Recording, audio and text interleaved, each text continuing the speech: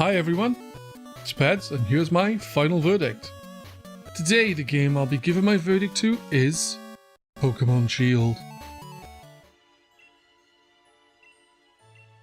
Yep, I'm going with Grookey.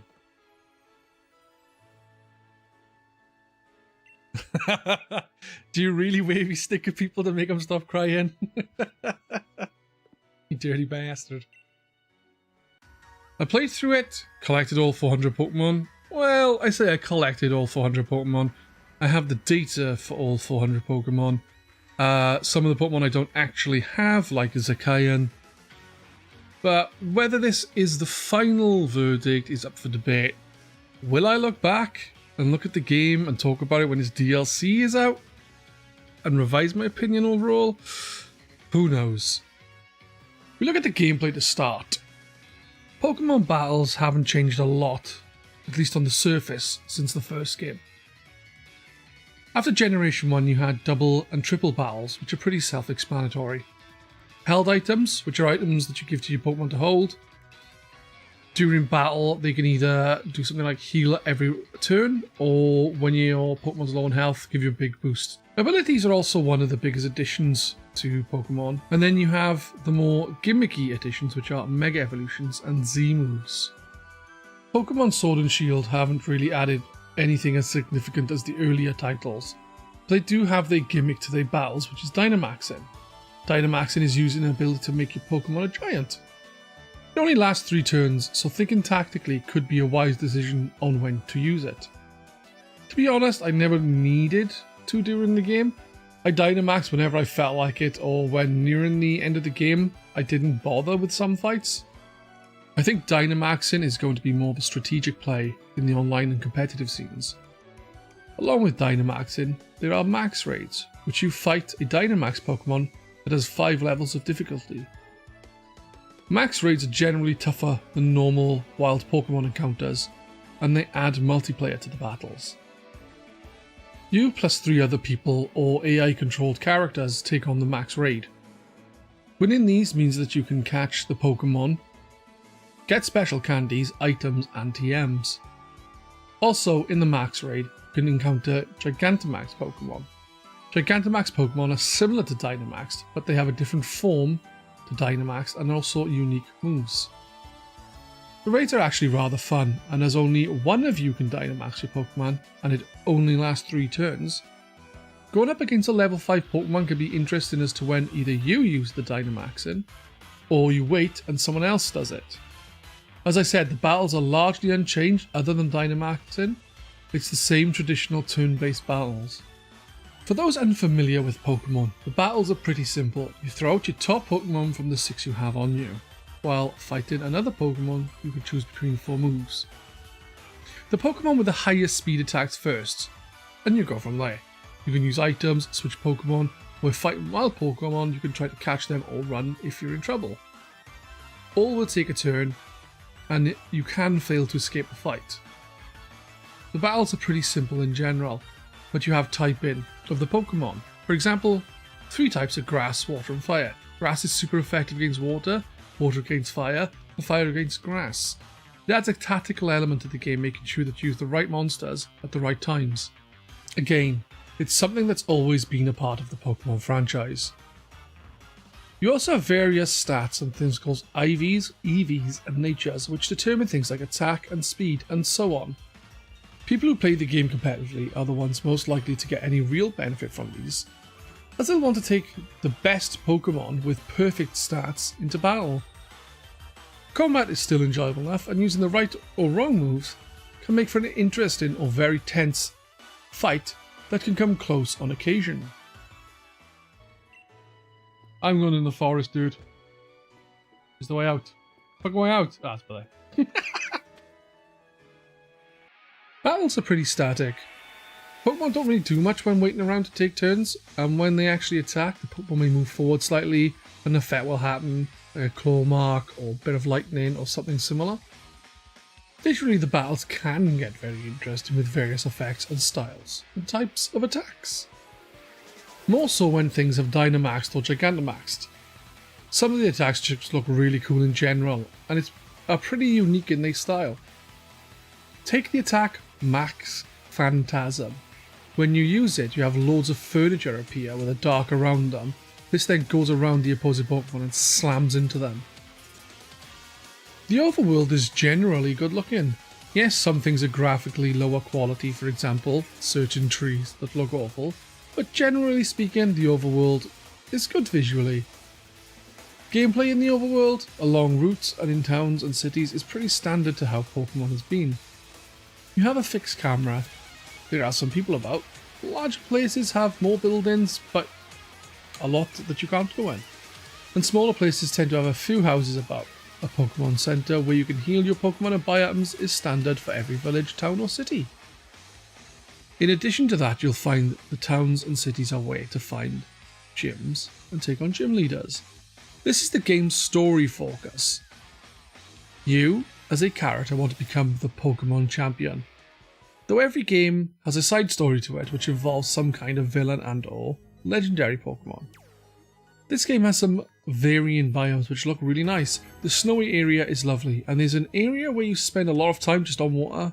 There's some bits of land dotted about. Pokemon has always had a nice variety to its environments to give the Pokemon habitats that would suit their typing. The new thing to this game is the wild area. It's a semi-large area where you can roam freely, and this is where max raids are found. You can travel around this area looking for Pokemon which are usually in specific parts or have specific weather conditions before you see them. Some even need to be at a certain time of day with very specific weather in a very specific part of the wild area. It can be a pain if you really want that monster in question, but can feel pretty riveting when it actually shows up, and when capturing the elusive beast, those excitement or even relief levels can go through the roof. One thing to say is this is the first mainline Pokemon game where the Pokemon are seen wandering about, so you can actually see the creatures running or flying or swimming about. It's great to see, and it's something I've wanted for years. Well, since playing Blue, and seeing it finally happen is terrific. You still have Pokemon appear in the tall grass, which is when that aforementioned elusive ray-timed and weather Pokemon may only appear. One issue with the game is how it runs. For the most part, the game is pretty consistent, but when you are connected to the online side of things, the game runs pretty bad in the wild area, and getting a little choppy elsewhere.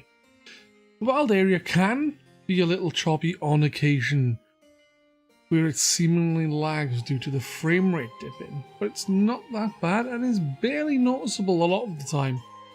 But playing online and it's a lag fest in the wild area. It's honestly not good and can detract from the game, though mileage will vary from person to person.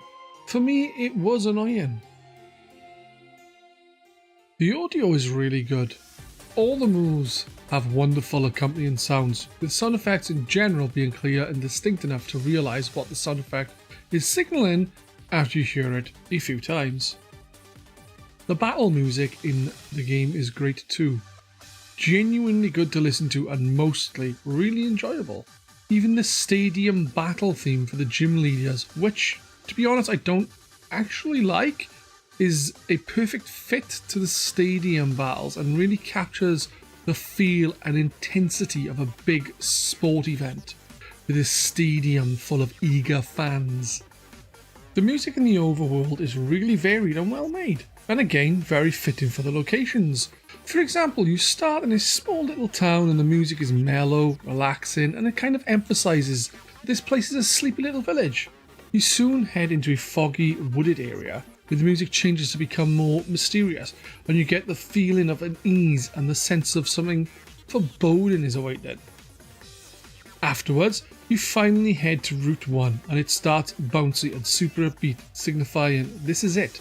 This is going to be the journey that you've been waiting for. This is the beginning. Onward to glory. The music is really good in all aspects and I can't really find fault with it.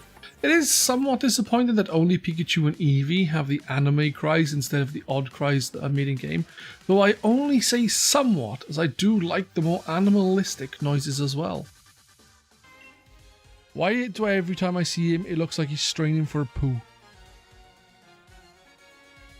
The designs of Pokemon have been great over the last few generations. Yes, every generation has duds. I just found that the quality was screwed for the better in earlier generations, and as the generations kept coming, the skew went the other way. Many Pokemon were not very nice to look at, or were completely daft, or simply too busy with too much going on. For me, this generation has introduced many Pokemon that are genuinely cool, or interesting, or cute. The designs seem much better than the last few generations. When you compare bad to good designs, the ratio again is skewed towards Pokemon just being better. I'm not saying that this has no bad Pokemon, or that later gens that came before this one were all awful. As I said, each generation has some bad and also some good Pokemon. Some of the designs in this for new Pokemon are really interesting. Look at Sinesti. It's a really funny teacup Pokemon that fits perfectly with the Galar region, and the fact it is based on the UK. I actually like the Pokemon, but I have to say I hate it because I don't like tea. There's also a fair few Pokemon based around rock.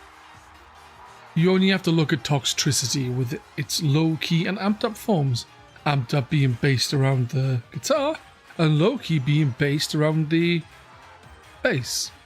Rillaboom, another Pokemon, is based around drumming, and so on.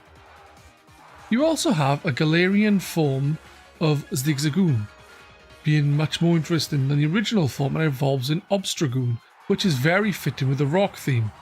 All in all, the designs are just better than the last few generations. Pokémon is a franchise I've played since the release of Red and Blue. Just to let you know, I did have the superior blue version. Anyway, it's a franchise where I have bought most of the mainline games, including the third version when they were a thing. One issue I have is that the franchise is still 2 games. It's not needed, and to be honest, with all the online stuff making it super easy to get all the Pokemon, there's no real need. Maybe it drives sales up, I don't know, but it feels completely unnecessary to me now. And what makes it worse in this game, which is a real bloody annoyance, is that it's not just a few Pokemon that are different. No, they made it so to experience everything you need to play both games, as 2 gyms and their leaders are different in each edition. In Sword you have Bee, the fighting type gym leader, instead of Alistair, the ghost type, along with Geordie, the rock type gym leader in Sword, instead of Melanie, the ice type gym leader in Shield. I guess it's not something that massively changes the story, but it still means to battle each and every gym leader you need to buy both versions of the game, or at least have access to the other version if you have one. I'm unaware if this has happened before, but it's genuinely an awful practice from my point of view, and I hope that this does not become the norm. They could have made it so all 10 were in one game, but only 8 were necessary to beat, leaving 2 optional. Instead, they went down a route that I honestly believe was a decision made with money as the main interest. Pokémon Shield was at points looking like it would be a true evolution to the franchise. But honestly, apart from the wild area and seeing the Pokemon in the overworld, it doesn't really hedge that far forward when there's also quite a lot missing. Which brings me to the Phanpy in the room. The removal of a few hundred Pokemon. For me personally, I'm not actually that bothered by it. It is a little disappointing, and getting the 400 Pokemon in the game, for me, was very easy. More so with how easy it is to trade online now, with certain sites helping people to trade also. Full Pokédex wouldn't really have been too much to obtain for those reasons. At the end of the day, for me, it's a non-issue when looking at the game. Not everyone will feel the same, and that's fine. Not everyone has to agree or even like the same thing. I just want to say that it doesn't really affect me to a degree where I'd mark the game down for it. With all that said and done, I did enjoy the game quite a lot. I just wish it did more to improve on what came before it, and that's my main criticism. It's that it's fundamentally treading the same ground and offering little in the way of truly expanding on what came before it, but it's still an enjoyable romp. It's better than your average game, but it's not great. But I do still think it's rather good. So I'm going with 7 Pugsleys out of 10. Well, they didn't put a crown on her, but they definitely got the queen in there. If you enjoyed this video, please like and subscribe.